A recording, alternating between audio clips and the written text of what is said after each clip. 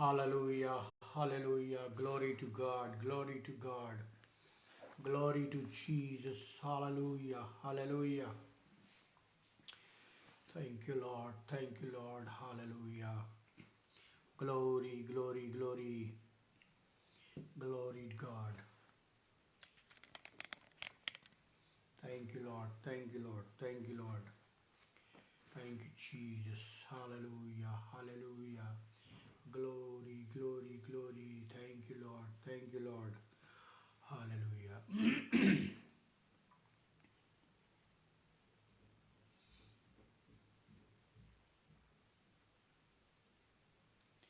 You are great. You are great, God. Hallelujah. Hallelujah. Hallelujah. आइए हम प्रार्थना में जाएं। अनुग्रहकारी दयालु पिता परमेश्वर, एक बार फिर से इस नए वर्ष में जो तूने हम लोगों को प्रवेश दिलाया है, संगति करने के लिए ऑनलाइन हम लोग एकत्र हुए। हम जानते हैं प्रभु जी, हमारी कोई योग्यता नहीं, लेकिन आपकी दया, आपकी कृपा, आपकी करुणा हम पर बनी हुई है, और इसलिए आपने हम सबों को नया वर्ष दिया, नया जीवन दिया है, नया मंथ दिया है, नया दिन दिया है, नए कार्य दिए, नई सेवकाई दिए, नए लक्ष्य दिए।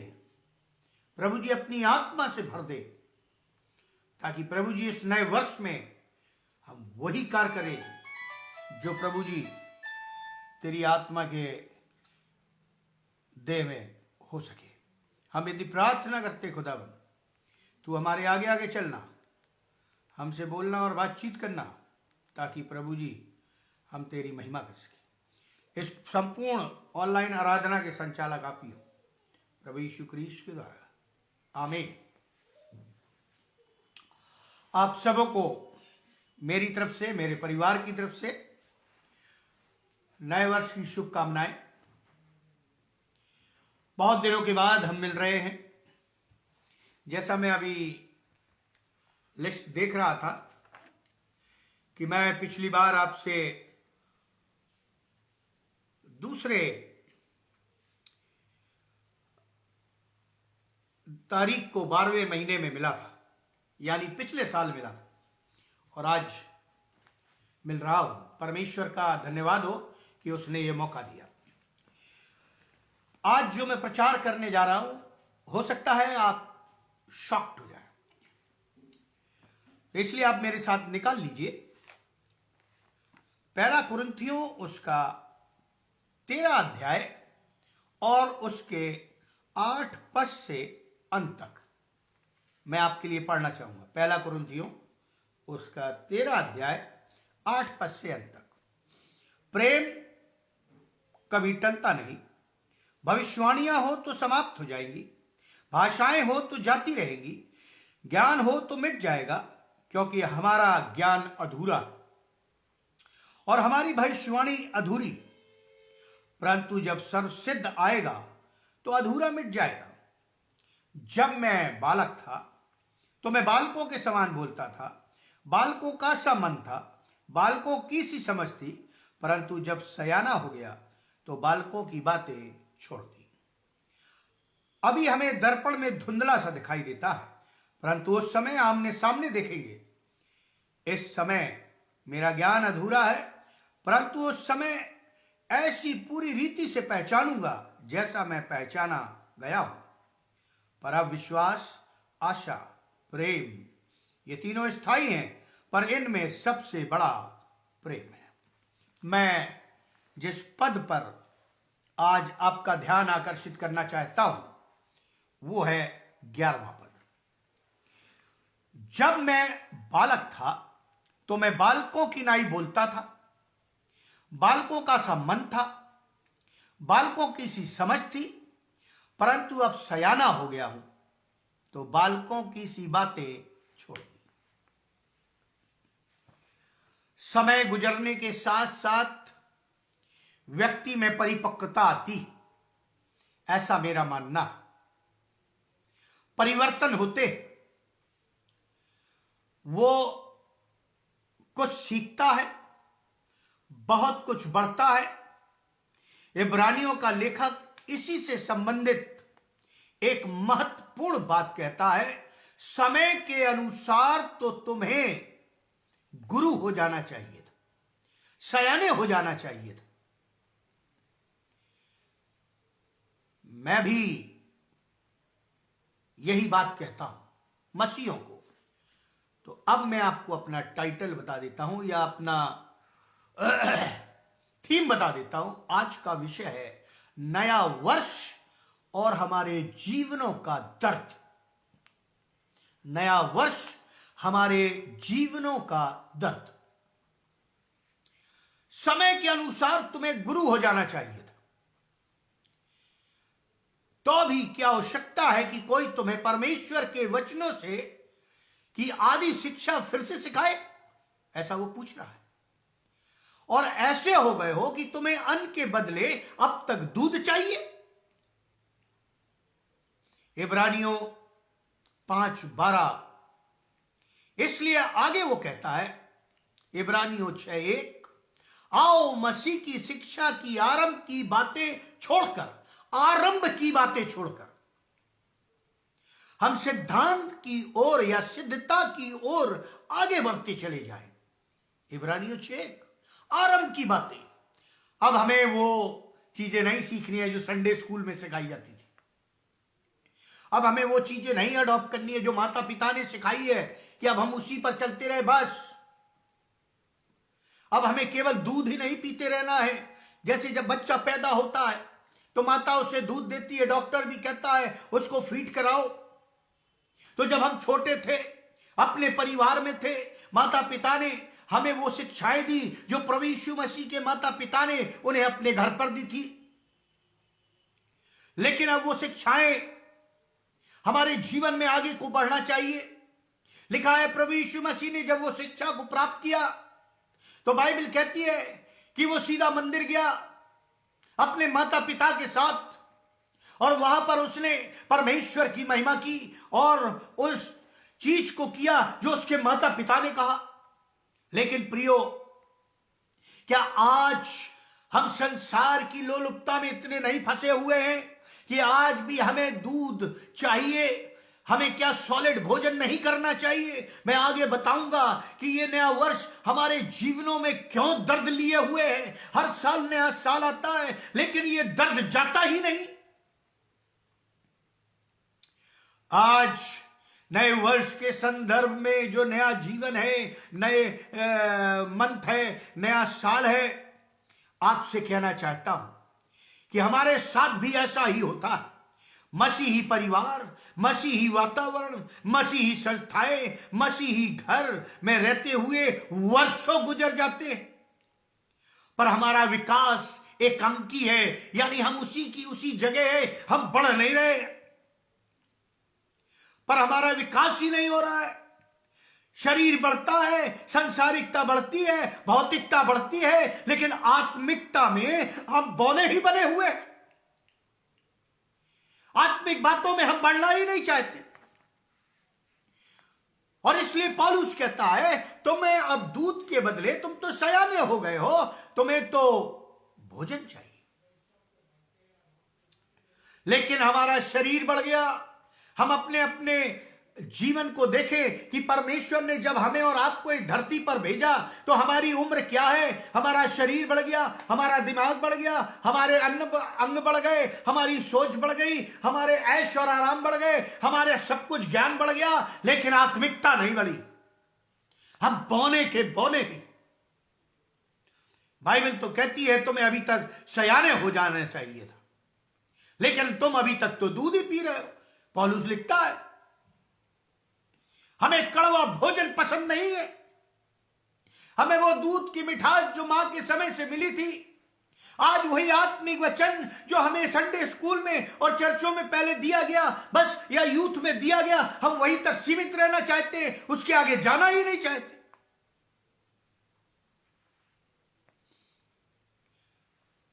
अपने पद, अपने नाम और धन की वैसाखियां लगाकर सोचते हैं कि हम कितने ऊंचे हो गए, पर वास्तविकता में हम हैं नहीं ऊंचे। उतने ही बौने, उतने ही सीमित, उतने ही कूप मंडूक, उतने ही लकीर के फकीर। अन्न के बदले हमें आज भी दूध चाहिए। कितनी विचित्र बात। साल दर साल हमारे जीवन में बदलते जा रहे, लेकिन हमारी आत्मिक दशा नहीं बदली। अगर मान लीजिए परमेश्वर हमसे बात करता, छोटा सा उदाहरण देता हूं। हम जब छोटे थे हम दुआ करते थे। मैं अपने माता पिता के साथ जाता था और लोग कहते थे सिर पे हाथ रख के दुआ करो। हम करते थे, बीमार चंगे हो जाते थे। उस समय हम बहुत छोटे थे, हमें मालूम नहीं था। आज परमेश्वर आपसे और हमसे बड़े बड़े चमत्कार करवाना चाहता है, बड़े बड़े सेवकाई करवाना चाहता है, बड़े बड़े आत्माओं को बचाना चाहता है, बहुत सारे काम भारतवर्ष में वो करना चाहता है। लेकिन हम एक कलीसिया को लेकर बैठे हुए हैं। हम किसी को अंदर नहीं आने देते और अंदर वाले को बाहर नहीं जाने देते। तो फिर आत्मिक कार्य कहां से होंगे, सुसमाचार का कार्य कहां से होगा, यह मैं आपसे पूछना चाहता हूं। इस नए वर्ष में परमेश्वर ने हमारे और आपके लिए क्या लक्ष्य रखा है, क्या भविष्यवाणी की है। यदि आप बाइबल पढ़े तो परमेश्वर ने कहा है, मैं तुम्हें और भी ऊंचा उठाऊंगा और तुम्हें उस स्थान तक ले चलूंगा जिसको तुमने सोचा नहीं है या जिसको तुमने कल्पना नहीं की। लेकिन क्या यह दूध पीने से होगा? अगर बच्चा 40 साल का हो जाए, 20 साल का हो जाए, 10 साल का हो जाए और वो दूध ही पीता रहे, तो ये समझिए उसमें कुछ खराबी है। कुछ रोग है जो उसको विकसित नहीं होने दे रहा, जो उसके भोजन को प्राप्त नहीं करने दे रहा, और वो है हमारा पाप, हमारा घमंड, हमारा पद, हमारा पैसा, हमारी सोच। क्योंकि हम में मैं की भावना भरी हुई है। आज आवश्यकता है कि जीवन से जुड़ी सच्चाइयों में हम परिपक्व हो जाएं। जीवन से जुड़ी सच्चाइयों में हम परिपक्व हो जाएं, गहराई से परिपक्व हो जाएं। आज जीवन के एक ऐसे ही पहलू पर मैं आपको से चर्चा करना चाहता हूं, और मेरा उद्देश्य है कि हम इस पहलू पर चर्चा करने से अपने जीवन के प्रति हमारा नजरिया बदल जाएगा। आप मेरे इस संदेश को जो प्रभु ने दिया है ध्यान से सुनिएगा। कईयों के दिलों पे चोट करेगा, कईयों को कसौटेगा, कईयों को बेचैन कर देगा। चाहे वो किसी पद पर हो, चाहे वो फिर कोई भी अधिकारी हो, कोई भी इवेंजलिस्ट हो, कोई भी पादरी हो, कोई भी कुछ। हम जीवन को एक नए परिप्रेक्ष्य में देख सके। नए वर्ष का एक नए उत्साह और चुनौती से हमने स्वागत किया। सबने नया वर्ष मनाया होगा, सबने प्रभु से कोई ना कोई प्रतिज्ञाएं की होंगी, है ना। नया वर्ष आता है तो बहुत जोश हो जाता है, जोश आ जाता है, जोश में हम होश खो देते हैं। परमेश्वर मैं तेरे लिए ये करूंगा, परमेश्वर मैं तुझसे प्रतिज्ञा करता हूं ऐसा करूंगा, मैं अपने बच्चों से ये करवाऊंगा, मैं अपने परिवार से ये करवाऊंगा, मैं तुझसे वाचा बांधता हूं, मैं तुझसे प्रतिज्ञा करता हूं, परमेश्वर मैं ऐसा करूंगा। वो हमारे जीवन से बहुत करीब से जुड़ा हुआ, हमारी दिनचर्या का अंग है, हमसे बहुत करीब है, और वो है दर्द। आज हमने प्रतिज्ञाएं की, लेकिन जब दर्द हमारे जीवन में आता है, हमारे मनों में आता है, हमारे मस्तिष्क में आता है, हमारे शरीर में आता है, तो हम बिलक जाते हैं, रोने लगते हैं, बिलबिला जाते हैं, परमेश्वर पर दोषारोपण करने लगते हैं। क्या यही नए वर्ष की प्रतिज्ञा है? क्या परमेश्वर हमसे यही चाहता है? क्या परमेश्वर ने कहा था प्रतिज्ञा करो मुझसे? लिखा है जब तू मन्नत माने, जब भी तू मन्नत माने तो उसे पूरी करना। परमेश्वर ने नहीं कहा आज मान, कल मान, परसों मान, या तारीख दिन साल दे दिए। नहीं, जब भी तेरे दिल में इच्छा हो तब उसे पूरी करना। हम तो हर साल नई प्रतिज्ञाएं करते हैं, नई वाचाएं बांधते हैं, नए लक्ष्य तय करते हैं, नई नई चीजें करते हैं, लेकिन जब परमेश्वर क्या देने की बात, परमेश्वर से मिलने की बात, प्रार्थना करने की बात, चर्च जाने की बात, बाइबल पढ़ने की बात, दूसरे लोगों की सहायता करने की बात, मसीहों में मेल मिलाप कराने की बात आती है तो हम में दर्द पैदा हो जाता है।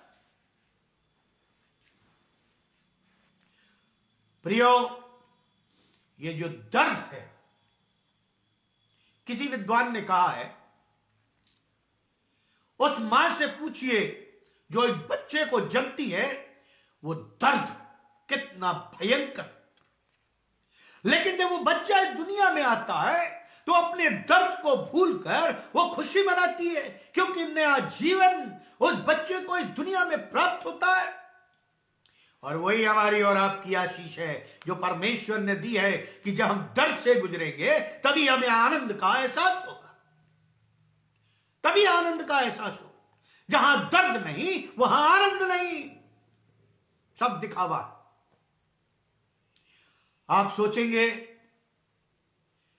कि पादरी साहब ऐसे आनंद के उत्सव में, नए वर्ष में, नए महीने में दुख और दर्द की बात कर रहे।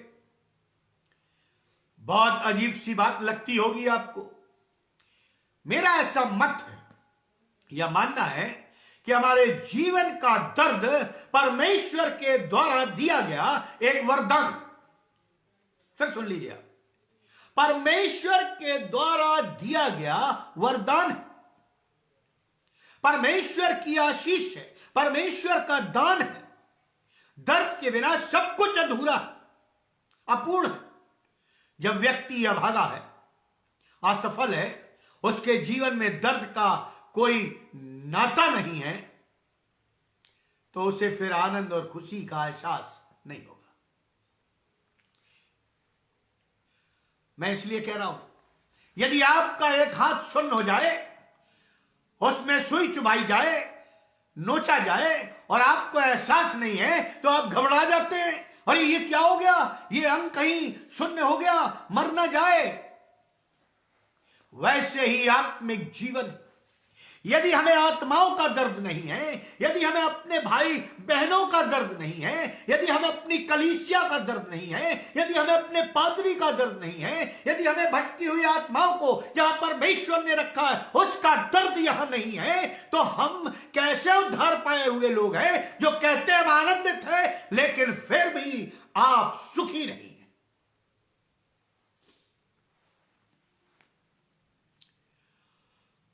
अभी हमने और आपने क्रिसमस मनाया। ध्यान दीजिए, परमेश्वर का प्रेम चरनी में प्रेम है। परमेश्वर का चरनी में उसने जो दिखाया, परमेश्वर ने जगत से ऐसा प्रेम किया कि परमेश्वर का एक लौता पुत्र, उसने प्रेम का प्रतीक बैतलहम के गौशाले की चरनी में पैदा होता है। देखिए परमेश्वर का प्रेम, बैतलहम के गौशाले में परमेश्वर का प्रेम एक पुत्र के रूप में पैदा होता है। परंतु एक और चित्र है, परमेश्वर का प्रेम एक और प्रेम है। यीशु का कलवरी के क्रूस पर खून से लथपथ, कांटों के ताज और तिरस्कार, कोड़ों की मार, भालों से लगे घाव से रिश्ता हुआ पानी और लहू, कितना विरोधाभास है इन दोनों चित्रों में, लेकिन दोनों ही प्रेम प्रदर्शित करते इन दोनों चित्रों में। परंतु परमेश्वर का प्रेम अधूरा है, अपूर्ण है, उसकी उद्धार योजना अधूरी है यदि बैतलहम की चरनी के साथ कैलवरी और गुलगुथा नहीं जुड़ा हुआ। आज यदि हमारे और आपके जीवन में वो दर्द नहीं है जो परमेश्वर ने हमें दान स्वरूप दिया है, तो हमारी सेवकाई व्यर्थ है, हमारा जीवन व्यर्थ है, हमारा सब कुछ व्यर्थ, क्योंकि ये परमेश्वर का दिया हुआ दर्द। लिखा है, लोग जब प्रभु यीशु मसीह के पास आते थे, लिखा है वो दर्द से करा था, आंखें भर आती थी। लिखा है यीशु रोया। आज हम क्या कर रहे हैं, कहां जा रहे हैं? 4-5 बातें मैं जल्दी जल्दी से आपको बताना चाहूंगा। पहली बात, दर्द के बिना परमेश्वर का प्रेम पूरा नहीं हो सकता। आप कितने बड़े एवेंजलिस्ट हो, पास्टर हो, जो भी हो, आप कितनी भी बड़ी सेवकाई कर रहे हो, कितने बड़े हीलर हो, कितने बड़े प्रॉफिट्स हो, कितने बड़े आप एवेंजलिस्ट हो, कोई फर्क नहीं पड़ता परमेश्वर को, क्योंकि परमेश्वर का प्रेम जब तक पूरा नहीं होगा, जब तक आपके हृदय में, शरीर में परमेश्वर के लोगों का दर्द नहीं होगा कि आप उनको बचा लें। आज परमेश्वर ने हमें और आपको भारतवर्ष में रखा है। यह हमारी और आपकी ड्यूटी में आता है कि हम रो रो कर प्रार्थना करें अपने शहर के लिए, अपने गांव के लिए, अपने प्रदेश के लिए, अपने जिले के लिए और अपने पूरे देश के लिए, कि सारी आत्माएं बचाई जाएं, क्योंकि परमेश्वर हमसे और आपसे लेखा लेगा। दर्द है हमें इसका, आभास है हमें। हम क्या कर रहे हैं? केवल 1 घंटा प्रचार कर लेना, कुछ समय के लिए ट्रक डिस्ट्रीब्यूशन कर लेना। नहीं प्रियो, हमें घुटनों पर जाकर उन आत्माओं के लिए रोना होगा जो अभी तक प्रभु को नहीं जानती। ये दर्द आपको समेटना होगा। जैसा मैंने कहा, दर्द के बिना परमेश्वर का प्रेम अधूरा है। दाऊद अपने भजन संहिता 23 में लिखता है, तेरे सोटे और तेरी लाठी से मुझे शांति मिलती। कितनी विचित्र बात। सोटा यानी कोड़ा मारो, लाठी आपको मालूम है, तेरे सोटे और तेरी लाठी से मुझे शांति मिलती है। परमेश्वर हमें ताड़ना देता है, परमेश्वर हमें सिखाता है, और हम क्या करते हैं? इसराइलियों के समान बुड़बुड़ाते, कुड़कुड़ाते, नाना प्रकार का दोषारोपण करते, यानी हम उस दर्द को अपने अंदर रखना नहीं चाहते। बिना दर्द के परमेश्वर की योजना हमसे और आपसे पूरी नहीं हो सकती। बिना दर्द के परमेश्वर की योजना हम और आप पूरी नहीं कर सकते। बाइबल में लिखा है, पौलुस के शरीर में भी एक कांटा चुभाया गया, और पीड़ा इतनी जैसे शैतान का दूत घूंसे मार रहा हो। पढ़िएगा बाइबल को। एक पौलुस के शरीर में कांटा चुभाया जाता है और दर्द इतना होता है, इतना होता है, जैसे शैतान उसे घूंसे मार रहा है। दर्द बना रहता है। परमेश्वर से प्रार्थना करता है पौलुस 3 बार। बाइबल पढ़िए, 2 कुरिन्थियों उसका 12 अध्याय 9 पद। 3 बार प्रार्थना करता है, यह कांटा निकाला जाए। हर बार उसको उत्तर मिलता है कि तेरे लिए मेरा अनुग्रह काफी है, तेरे लिए मेरा अनुग्रह काफी है। यानी मैं तुझे इतना दर्द नहीं दूंगा जो तू सह ना सके, लेकिन तुझे दर्द दूंगा ताकि तू मेरे लोगों का दर्द समझ सके। प्रियो, पौलुस गिड़गिड़ाता है, पौलुस रोता है, पौलुस चिल्लाता है, कराता है। 3 बार बाइबल कहती है प्रार्थना करता है, और हर बार उत्तर मिलता है कि मेरा अनुग्रह तेरे लिए काफी। आज जब हम परेशानी में पड़ते हैं, मुसीबत में पड़ते हैं, नाना प्रकार की घटनाएं हमारे चारों तरफ हो जाती हैं, परमेश्वर कहता है मेरा अनुग्रह तेरे लिए काफी है। दर्द कांटे की चुभन है, पर इस चुभन में याद रख मेरे अनुग्रह को, कांटे का दर्द अनुग्रह की अनुभूति में, एहसास में बदल सकता है। तू दर्द को सह पौलुस, फिर मेरे प्रेम को देख, मेरी सामर्थ को देख, मेरे दर्शन को देख, स्वप्न को देख, मेरी आत्मा से भरे हुए लोगों को देख। अय्यूब दर्द से करा रहा था। बगैर दर्द हम उसकी योजना पूरी नहीं कर सकते।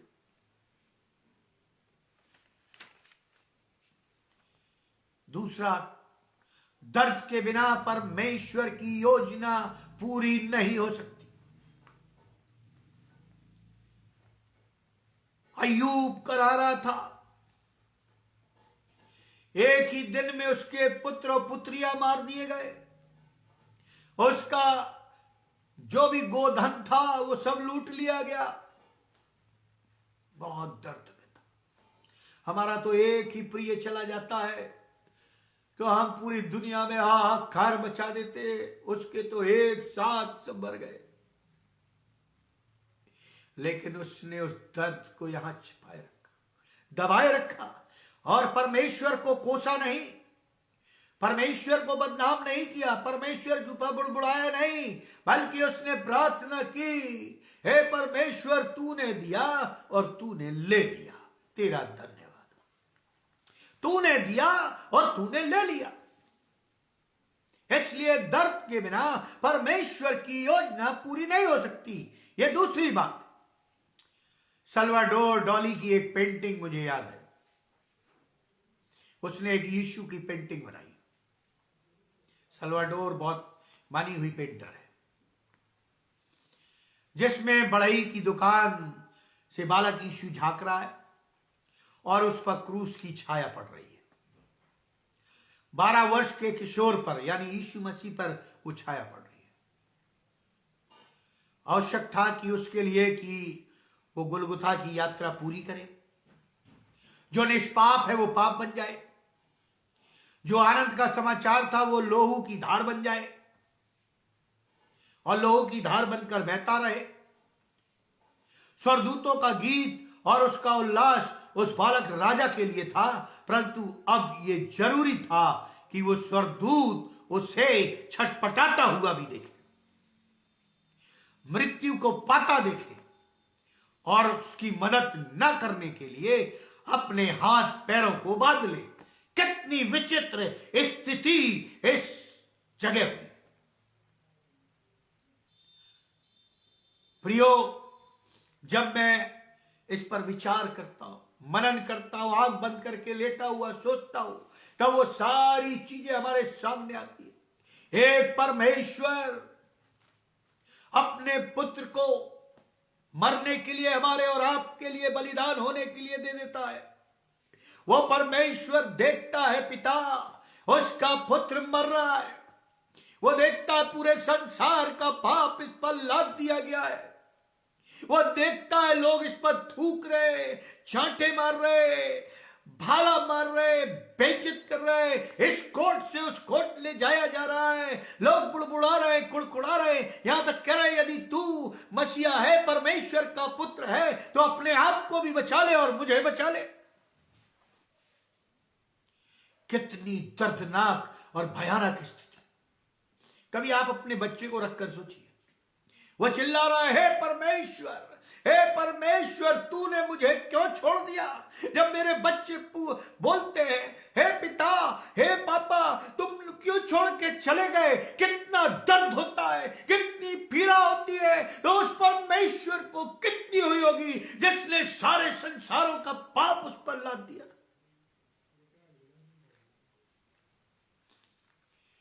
प्रियो, वो दर्द सहता रहा और उसने अपने दुश्मनों को क्षमा किया। प्रियो, मैं यहां यह बताना चाहता हूं, अगर आप परमेश्वर के राज को बढ़ाना चाहते, उसकी योजना को पूरा करना चाहते, तो आपको भी उस क्रूस के दर्द से गुजरना होगा। लिखा, अपना क्रूस उठा और चल। मेरा क्रूस और कोई नहीं उठाएगा, मुझे ही उठाना है। आपका क्रूस आपको उठाना है और ये दर्द भरा है। बाइबल में कहीं नहीं लिखा Christian life is a luxurious life, बल्कि बाइबल एसपी स्पर्जन जो ग्रेट महान लेखकार थे, टीकाकार थे, उन्होंने कहा, if there is no joy in your religion there is a leak somewhere. यदि हमारे जीवन में आनंद, आत्मिक आनंद नहीं है, तो निश्चय जानिए वो आनंद हमारे ही द्वारा कहीं बह रहा है, छेद है वहां। जिस थैली में तुम डालते हो तो रुकता ही नहीं। प्रियो, यहां पर वो स्वर्गदूत भी उसकी सहायता नहीं कर सकते, वो चाहते हुए भी नहीं कर सकते। जैसा नूह चाह रहा था कि वो खिड़की और दरवाजा खोल दे, और जब परमेश्वर पानी से लोगों को नाश कर रहा था वो उनको बचा ले, उसने कोशिश भी की लेकिन वो नहीं खोल पाया, नहीं बचा पाया। ऐसे ही यहां पर परमेश्वर के दूत भी मजबूर थे, वो उसकी सहायता नहीं कर पा रहे थे, क्योंकि शैतान ने भी कहा, तू अपने आप को गिरा दे, तुझे स्वर्गदूत उठा लेंगे, तेरे पांव में ठेस नहीं लगेगी। वो जानता था शैतान। आज परमेश्वर ने हमें और आपको भी एक एक स्वर्गदूत दिया है जो हमारी पहनाई करे। क्या हम उसे पहचानते? लिखा है, वो छटपटाता देखते हैं लेकिन वो उसकी मदद नहीं कर पाते। अय्यूब कहता है, क्या हमें जो सुख देता है उसके हाथ से दुख लेने को तैयार ना रहे? हम तो दोनों हाथ से लड्डू खाना चाहते हैं। मसीही जीवन ऐसा नहीं है। मसीही जीवन दर्द भरा, कष्ट भरा, आत्मिक आनंद से भरा हो।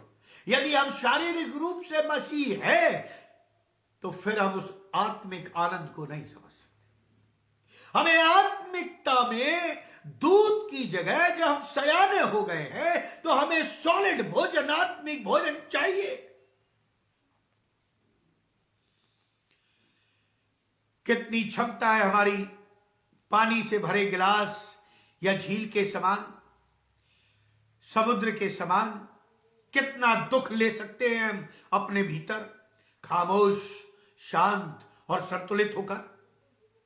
यीशु ने आह्वान दिया है, जो मेरे पीछे आना चाहे वो अपना क्रूस उठाकर मेरे पीछे हो ले।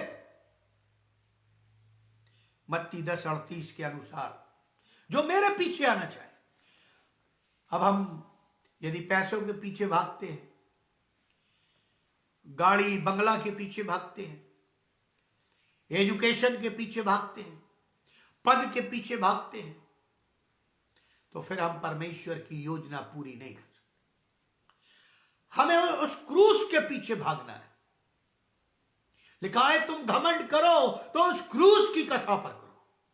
लेकिन हम तो अपने ज्ञान पर, अपने पैसों पर, अपने पद पर, अपने सब कुछ जो हमारा संसार का है उस पर घमंड करते हैं। धिक्कार है हम पर और आप पर जो हम अपने आप को मसीह कहते हैं। तीसरी बात, दर्द हमारे जीवन को दिशा देता है। दिशा। अक्सर हम दर्द सहते सहते, पीड़ा झेलते झेलते ऊब जाते हैं। ऐसा ही होगा, आपने भी अनुभव किया होगा, उकता जाती है। परंतु स्मरण करें इस्राएलियों को, 40 वर्ष की भटकन, जो 40 दिन का यात्रा थी, परमेश्वर ने उसे 40 वर्ष में कन्वर्ट कर दिया। सुनिए ध्यान से, 40 वर्ष में कन्वर्ट कर दिया।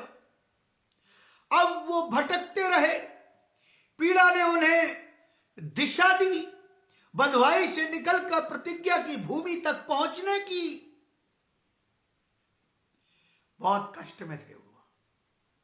फिरौन उन पर कहर ढा रहा था क्योंकि इन्होंने परमेश्वर को छोड़ दिया था। मूर्ति पूजा में लग गए थे, अन्य चीजों में लग गए थे, ऐश आराम में लग गए थे, परमेश्वर को भूल गए थे। यदि हम ऐसा करते हैं तो परमेश्वर हमें दंड देगा। लिखा है स्तिफनुस का वध पौलुस ने अपनी आंखों से देखा। बाइबल को ध्यान से पढ़िए। जब स्तिफनुस को पत्थरवाह किया जा रहा था, पौलुस देख रहा था। उसे शहीद होता देखा उसने मसीह के लिए कैसे लोग उसे पत्थर मार रहे हैं। तब दर्द की चरम सीमा पौलुस ने अपने अंदर भी महसूस की। और जब उसे पत्थर मार रहे थे तो आपको मालूम है, स्तिफनुस परमेश्वर की महिमा कर रहा था, गुणगान कर रहा था, गाना गा रहा था। उसे दर्द का एहसास शरीर में नहीं हो रहा था। शरीर मर रहा था, लेकिन वो आत्मिकता में जय प्राप्त करता हुआ परमेश्वर के सिंहासन की ओर बढ़ रहा था, स्वर्ग में जा रहा था। पढ़िए बाइबल को। पौलुस भी उस दर्द की चरम सीमा को अनुभव करता है। 3 दिन तक अंधा रहा पौलुस मसीहों को सताता था। वो सोचता था धार्मिक काम कर रहे हैं, बहुत अच्छा काम कर रहे हैं, जेलों में डलवाता था, नाना प्रकार की यातनाएं दिलवाता था। वो सोचता था मैं एक मसीही काम कर रहा हूं, मुझे इनाम मिलेगा। कई बार हम ऐसे काम करते हैं जो हम सोचते हैं ये मसीहत के काम है, लेकिन परमेश्वर की नजर में नहीं है, यीशु की नजर में नहीं है, हमारी नजर में हो सकता है। तभी तो राजनीतियां है, पॉलिटिक्स है हमारी मसीहत में। आपने कहीं भी बाइबल में राजनीति वर्ड नहीं पढ़ा होगा, पॉलिटिक्स, और ना ही कभी आपने समझौता वर्ड, कंप्रोमाइज वर्ड बाइबल में आया। ये 2 शब्द बाइबल में नहीं आए। पढ़ लीजिए, डिक्शनरी निकाल के पढ़िए आप अपनी पूरी बाइबल। ये 2 शब्द बाइबल में नहीं आए, लेकिन ये दोनों शब्द हम मसीहों के जीवन में घुसे हुए हैं, और यही शैतानी शक्तियां हैं जो हमारे मसीहत को बर्बाद कर रही, हमारे जीवन को बर्बाद कर रही। लिखा है पौलुस को जब प्रभु यीशु मसीह ने दर्शन दिया तो आवाज दी, पौलुस, शाऊल शाऊल तू मुझे क्यों सताता। लिखा वो मूर्छित हो गया, और जब उसकी आंखें खुली तो पीड़ा दूर हुई, उसे जीवन की एक नई दिशा मिली। हबक्कूक पूछता है परमेश्वर से कि धार्मिकता का खून क्यों हो रहा है, अधर्म की विजय क्यों हो रही है। हबक्कूक यदि आप पढ़े तो 1 से 4 में यह दिया गया। दर्द से मूर्छित हो जाता है पौलुस, परमेश्वर का उत्तर उसे मिलता है, और तब वो कहता है हबक्कूक 3, 17 और 18 में, मूर्छा से पैदा हुई हबक्कूक के विश्वास की गवाही। हबक्कूक भी मूर्छित हो जाता, उसके विश्वास का गीत, दर्द से गुजरकर जीवन को नई दिशा मिलती है।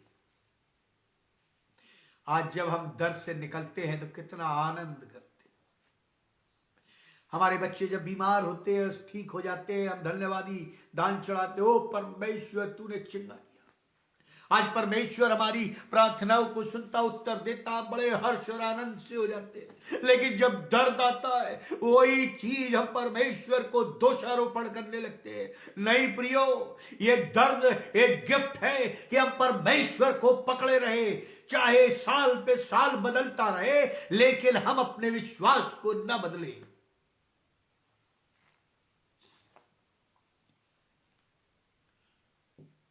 चौथी बात, दर्द से हमारा जीवन आशीषित होता। दर्द से हमारा जीवन आशीषित होता। हवा ने पाप किया, परमेश्वर की आज्ञा को ठुकराया, परमेश्वर ने स्त्री को शापित किया, कहा मैं तेरे प्रसव की पीड़ा को बढ़ाऊंगा। सुनिए ध्यान से, प्रसव की पीड़ा यानी जनने की पीड़ा को बढ़ाऊंगा, परंतु प्रसव की पीड़ा सहने पर परमेश्वर स्त्री को आशीषित करेगा। करता जब वो सह लेती है और बच्चे को जन्म देती है, वो आशीष है। कई माताएं, कहना तो नहीं चाहिए, आजकल तो मॉडर्न डिलीवरी हो गई है, सिजेरियन कराइए। आप जानते हैं क्यों परमेश्वर ने ऐसा किया? क्या परमेश्वर बेवकूफ था जिसने ये बातें लिखी हैं? हम दर्द नहीं सह सकते प्रियो, हम परमेश्वर की आज्ञा का उल्लंघन करते हैं। कॉम्प्लिकेशन हो, कोई चीजें हो तो बात अलग है, ये तो ट्रेंड ही चल पड़ा है सिजेरियन का। हम परमेश्वर की उस दंड को बाईपास करना चाहते हैं, और हम और आप ये नहीं जानते कि परमेश्वर 10 गुना ज्यादा हमें दंडित कर देता है। आज हमारे बच्चे क्यों नहीं आशीषित? हम उन्हें उत्तम शिक्षाएं नहीं देते, बचपन से ही मोबाइल पकड़ा देते, हम उन्हें बाइबल या न्यू टेस्टमेंट नहीं देते, या उन्हें संडे स्कूल नहीं ले जाते। आजकल देखिए छोटे बच्चों को मोबाइल पकड़ा दिए, 2-2, 3-3 घंटे खेलते रहते। क्या है ये? कैसी मसीहत है हमारी? कैसा दर्द है प्रभु के लिए? जब हमारे ही बच्चे बाइबल पकड़ने की जगह मोबाइल पकड़ लेते हैं, तो आप क्या सोचते हैं हमारी मसीहत बहुत स्ट्रांग होगी? अरे तुम तो दूध पी रहे हो, तुम सयाने हो गए हो, तुम्हें तो अभी तक सयाने हो जाना चाहिए था और सॉलिड भोजन खाना चाहिए था। प्रियो, मनुष्य को शाप दिया कि वो मेहनत करने पर कठिनाई से गुजरेगा और तब अपनी रोटी खाएगा। तू अपनी कमाई को खाएगा, रोटी को, जब पसीना यहां से यहां तक बहेगा। आज कितने मसीह हैं जिन्होंने प्रतिज्ञा की, परमेश्वर में 10वां दूंगा, परमेश्वर जो भी मुझे बिजनेस में लाभ होगा मैं दूंगा, परमेश्वर में ये दूंगा। अरे चोरी के पैसे से आप परमेश्वर को दोगे तो परमेश्वर कहां आशीष देगा?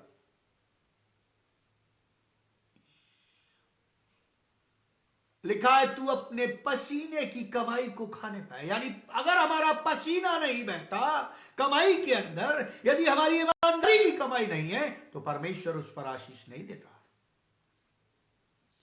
हो सकता है आपके पास करोड़ों रुपए हो, ये मायने नहीं रखता। परमेश्वर कहेगा आजा आज ही रात, जैसे वो धनवान से कहा आज ही तेरा प्राण ले लिया जाएगा, फिर हमारे वो करोड़ों रुपए काम नहीं आएंगे। हम संसारिकता की ओर, हम मसीह लोग नए वर्ष में भी संसारिकता की ओर इतने अंधे हो गए, इतने बढ़ते जा रहे हैं कि हमें आत्मज्ञान ही नहीं है। कभी आपने अपने बच्चों को यह प्रार्थना करना सिखाया कि प्रार्थना करो कि परमेश्वर तुम्हें भविष्यवाणी का दान दे, प्रार्थना करो कि परमेश्वर तुम्हें चंगाई का दान दे, प्रार्थना करो कि परमेश्वर तुम्हें सेवकाई का दान दे, प्रार्थना करो कि परमेश्वर तुम्हें सहायता करने का दान दे, प्रार्थना करो कि परमेश्वर तुम्हें प्रार्थना करने का दान दे? कभी सिखाया? प्रतिज्ञा तो हम बहुत बड़ी बड़ी करते। आजकल लोग मसीहत को पैसे से आंकने लगे, लेकिन बाइबल इस बात की गवाही नहीं देती। तू पसीने की कमाई को खाएगा, परंतु परमेश्वर श्रम को आशीषित करता है, हमारी मेहनत को आशीषित करता है। पौलुस लिखता है 2 कुरिन्थियों उसका 12 अध्याय 9 और 10 पद में, जब मैं निर्बल होता हूं तभी बलवंत होता हूं, क्योंकि परमेश्वर की सामर्थ मुझ पर छाया करती है। तब मैं अपनी निर्बलताओं पर घमंड करूंगा। निर्बलताओं पर, योग्यताओं पर नहीं, पद पर नहीं, पैसे पर नहीं, निर्बलताओं पर घमंड करूंगा, क्योंकि परमेश्वर आशीष देता है। और यही दर्द हमारे लिए आशीष का कारण बनता है। यही दर्द हमारे लिए आशीष का कारण बनता है। आखिरी और अंतिम बात जो मैं कहना चाहता हूं वो है दर्द हमारे जीवनों की गवाही बन जाता है। आप सोच रहे होंगे पास्टर साहब नए वर्ष में दर्द की बात कर रहे हैं।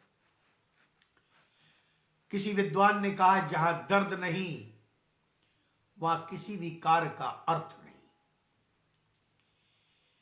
और जहां दर्द नहीं वहां आनंद की अनुभूति नहीं। तो जो पांचवी बात है वो है दर्द हमारे जीवनों की गवाही बन जाता है। मैं जगह तो नहीं मालूम मुझे, मैं भूल गया हूं, लेकिन मैं एक जगह पर पास्टर था। मेरी मुलाकात एक ऐसे बुजुर्ग व्यक्ति से होती है जो प्रचारक है, था अब तो नहीं है दुनिया में। उसके हाथ पांव कटे हुए थे, बहुत ध्यान से सुनिए, जीभ भी कटी हुई थी, परंतु इसी पीड़ा ने उसके विश्वास की गवाही को बहुत मजबूत कर दिया।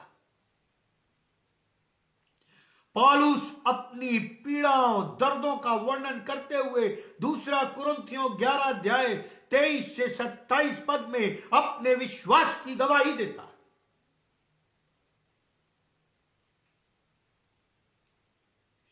पौलुस जेल में बंद है, या जेल में बंद कर दिया गया। रोमी शासन ने उस पर अत्याचार के प्रयास किए, पीड़ाएं सही उसने, दर्द सहा उसने। आज पौलुस की लेखनी उसकी पीड़ा, उसके विश्वास की गवाही देती है, हमें आशीषित करती है। जब वो लिखता है मुझ पर जो बीता है उससे सुसमाचार की बढ़ती ही होती है। कितना विश्वास, कितनी सुंदर गवाही है कि जब जब हम मुसीबत में पड़ते हैं, जब जब हमें शैतान घेर लेता है, जब जब हमारे जीवन में दर्द आता है, हमारे परिवार में दर्द आता है, हमारे बच्चों में दर्द आता है, हमारी समाज कलीसिया में दर्द आता है, लेकिन सुसमाचार की बढ़ती होती है। लेकिन यहां तो हम गाली गलौज पर उतर आते हैं। यदि किसी ने कुछ कह दिया, किसी ने कुछ कर दिया, कोई बीमार हो गया, दुर्घटना हो गई, हम परमेश्वर पर ही पलटवार कर देते। कैसा विश्वास, कैसे मसीह, कैसे क्रूस उठा रहे। पौलुस अपने दर्द की बढ़ती के कारण सुसमाचार को बढ़ाता है। प्रियो, इस नए वर्ष में अब हम दूध ना पिए। आज भी कई प्रचारक, कई ऐसे प्रचार कर रहे हैं, दान के ऊपर प्रचार कर रहे हैं। अरे सेकंड कमिंग पर प्रचार करो, भविष्यवाणी पर प्रचार करो, परमेश्वर के न्याय पर प्रचार करो, दंड पर प्रचार करो, क्योंकि अब वो समय नहीं रहा, परमेश्वर का आना निकट है। हम कब तक दूध पीते रहेंगे? आप भी जानते हैं दुनिया में चारों तरफ हाहाकार मचा हुआ है। इससे हमें घबराना नहीं है, बाइबल में लिखा हुआ है राज राज पर चढ़ाई करेगा, देश देश पर चढ़ाई करेगा, पिता पुत्र पर, बेटी माता पर, सब एक दूसरे से लड़ेंगे। यह लिखा हुआ है। प्रियो, मैं जो आपको बताना चाहता हूं, यदि हमें और आपको इस नए वर्ष में आशीष को पाना है, परमेश्वर की सेवकाई को सामर्थ से करना है, तो हमें दर्द को सहना होगा। नए वर्ष के आनंद का उत्सव मनाते हुए, नए वर्ष के नए मंद का आनंद मनाते हुए दर्द को मत रोकिए, स्वयं को दोष मत दीजिए। अपने जीवन में कोई दर्द, कोई पीड़ा क्यों ना हो, क्योंकि यदि कोई आपके जीवन में दर्द है तो ये जान ले कि परमेश्वर आपके साथ लिखा है। जब तुम परीक्षा में पढ़ो तो इसे बड़े आनंद की बात समझो। याकूब की पत्री में लिखा हुआ, जब तुम परीक्षा में पढ़ो, हमें कुड़कुड़ाना बुड़बुड़ाना नहीं। और मैं अपने कंक्लूजन में कहना चाहूंगा,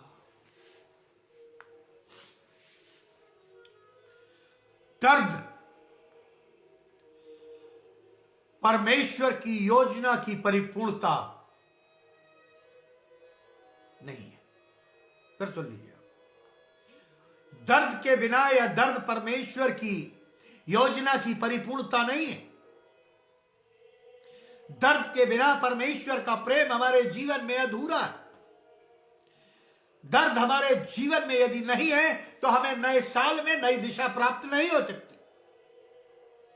दर्द से हमारा जीवन यदि आशीषित नहीं है तो यह समझिए वो दर्द हमारा स्वार्थिक, दर्द हमारे जीवन की यदि गवाही नहीं बनता तो यह समझ लीजिए कि हम भोगी। प्रियो,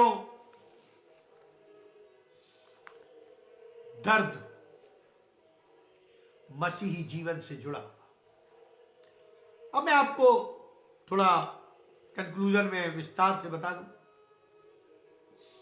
अब्राहम को जब परमेश्वर ने चुना, बहुत बड़ा दर्द दिया। पहला तो यह कि उसने अपने पिता की मूर्ति को तोड़ दिया। दूसरा यह कि अपने बेटे को मेरे लिए बलिदान कर दे। आज मुझसे और आपसे कोई कहे कि बेटे को दे दो तो क्या दे दूंगा,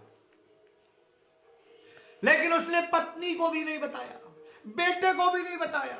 बेटा रास्ते में पूछता रहा, पिताजी हमारे पास आग है, लकड़ी है, लेकिन मेमना नहीं है बलिदान करने को। क्या बोलता पिता कि परमेश्वर ने तुझे ही मेमना बना रखा।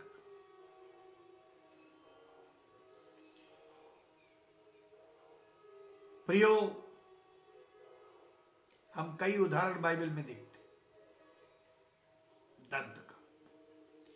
यीशु मसीह को ले लीजिए, जब वह दुनिया में आया, ज्योतिषी उसे ढूंढने लगे, तारे ने अगुवाई की। यह कोई छोटी मोटी घटना नहीं थी, यह पूरे ब्रह्मांड को हिला देने वाली घटना थी। पाताल को, स्वर्ग, आकाश को और धरती को हिला देने वाली घटना थी। और जब वह धरती पर आ गया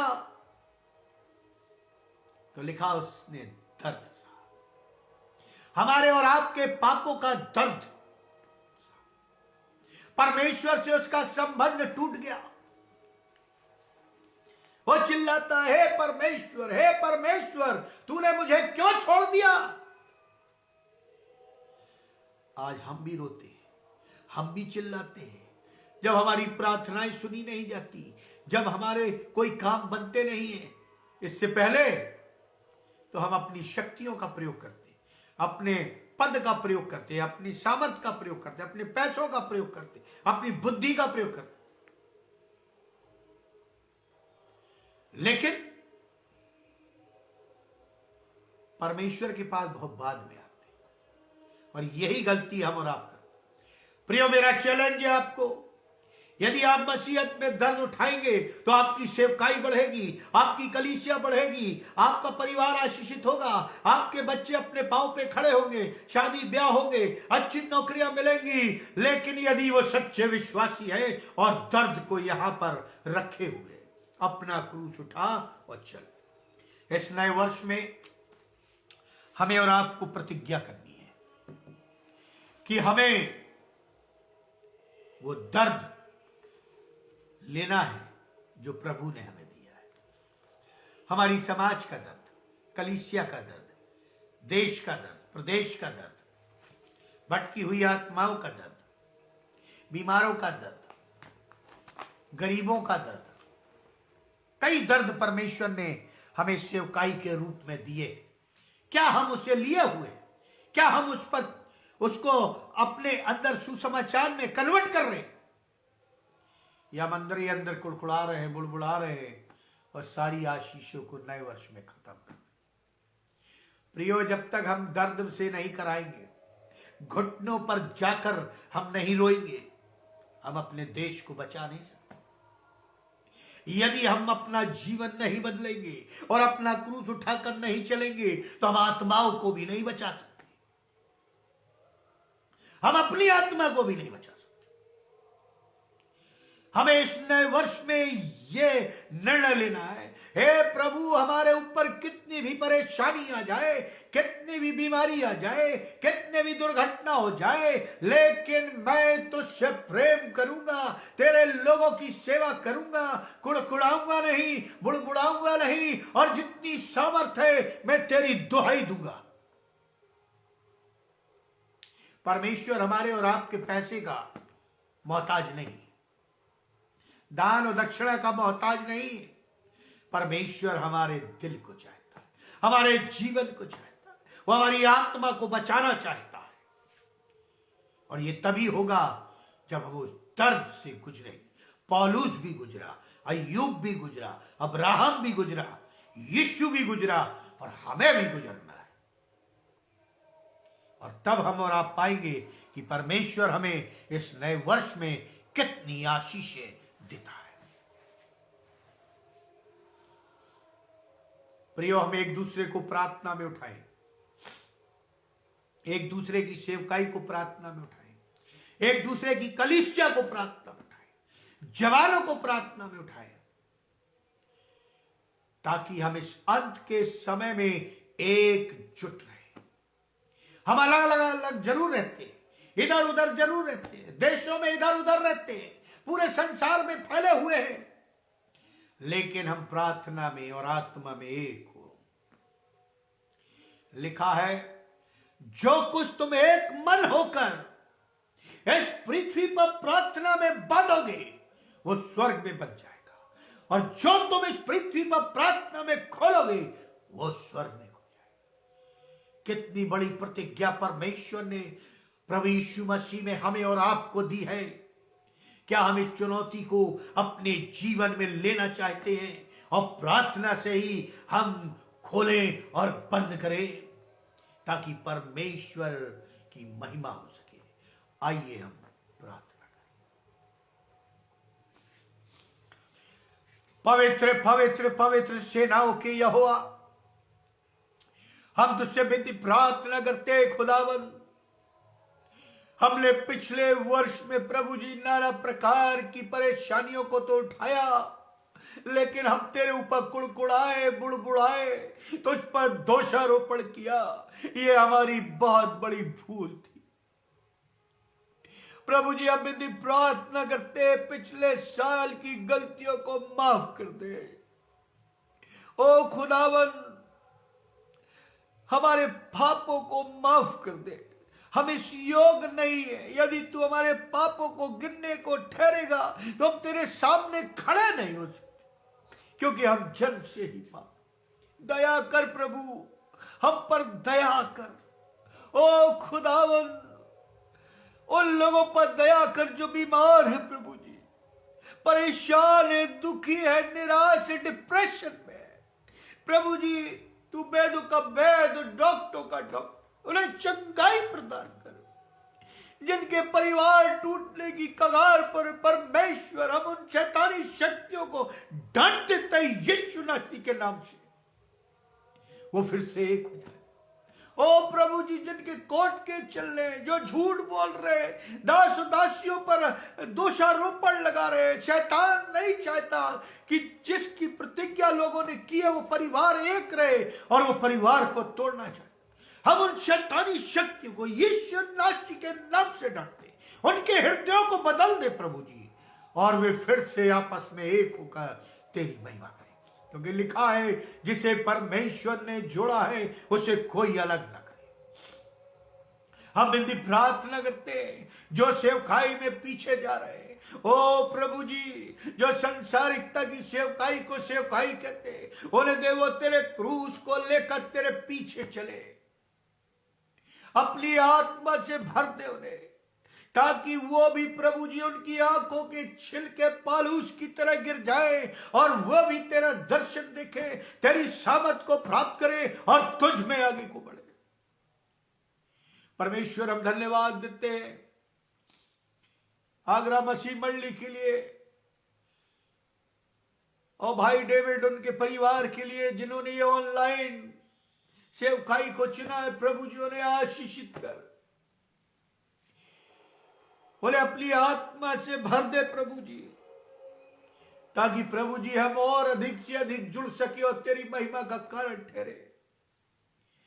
हम यदि प्रार्थना करते इस नए वर्ष में प्रभु जी होने दे कि हम वो नए नए काम करें जो तूने हमें बताया है, बाइबल से हमें बताया है, तूने सिखाया है। हम डरे नहीं, घबराए नहीं, परेशान ना हो, क्योंकि शैतान शेर की नाई फाड़ खाने को चला आता।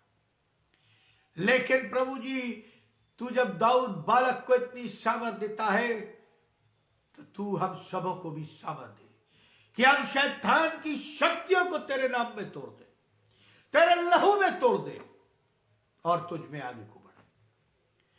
प्रभु कई ऐसे निवेदन हैं जिन्हें तू जानता है, लेकिन सबके समक्ष नहीं रखे जा सकते। दया कर उनकी प्रार्थनाओं का उत्तर। हमारी सेवकाई पर प्रभु जी आशीष दे, हमारे परिवार पर भी आशीष दे, और प्रभु जी हर एक शैतानी शक्तियों से बचा, ताकि हम शैतानी शक्तियों को तोड़ने में और तुझ में आगे बढ़ने में प्रभु जी तेरी सामर्थ को प्राप्त करें। प्रभु जी जब हम यहां से जाते हैं, तेरी आत्मा हमारे बीच में डेरा करे और सबों को प्रभु जी अपनी आत्मा से परिपूर्ण कर, ताकि उनके विश्वास मजबूत हो इस नए वर्ष में, और वो जब दर्द को सहे तो तुझे अपने जीवन में देख सके, उस दर्शन को प्राप्त कर सके जिसकी प्रतिज्ञा तूने की है। इस विनती को सुनिए, ग्रहण करिए प्रभु यीशु ख्रीस्त के द्वारा, आमीन। और परमेश्वर पिता का प्रेम, प्रभु यीशु मसीह का अनुग्रह और पवित्र आत्मा की सहभागिता हम सब विश्वासियों के साथ, विशेष तौर से हमारे परिवार के साथ, और जितने भी ऑनलाइन जुड़े हुए हैं, और भाई डेविड के परिवार के साथ जो इस सेवकाई को कर रहे हैं, जब तक तू दोबारा आने से ठहरता है, जीवन के अंत तक बनी रहे, आमीन। आप सबों को जय मसीह की। आप यदि प्रार्थना करवाना चाहते हैं, मेरा मोबाइल नंबर लिख लीजिए 9415837367। आप फोन भी कर सकते हैं, ये व्हाट्सएप नंबर भी है, आप इस पर अपनी प्रेयर रिक्वेस्ट भेज सकते हैं। हम आपके लिए प्रार्थना करेंगे ताकि परमेश्वर आपके जीवन को बदल दे, और उपवास के साथ प्रार्थना करेंगे ताकि परमेश्वर आपको सामर्थ्य बनाए। जय मसीह।